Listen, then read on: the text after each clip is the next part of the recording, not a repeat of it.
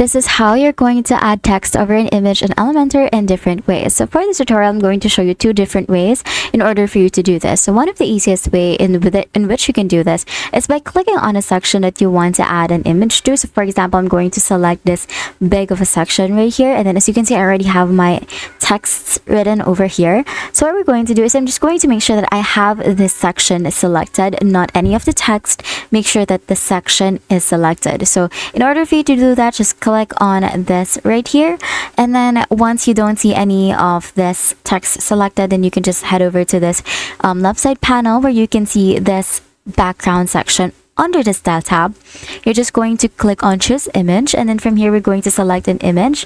We're going to click on select from the bottom right corner of the screen, and then as you can see, it has been added to our page already.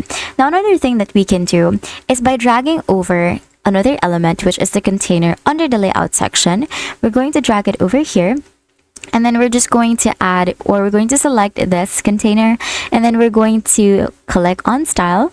Under the style tab, we're going to head back to background, and then we're going to click on classic in the background type.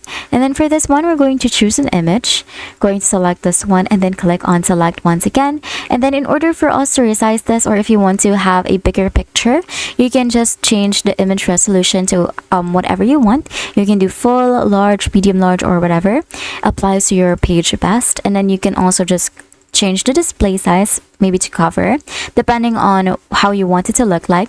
And then under the advanced tab, we're going to head there, and then we're going to click on the size. I'm just going to choose grow so that it would look much larger, or you can also do shrink depending on how you want it to look like.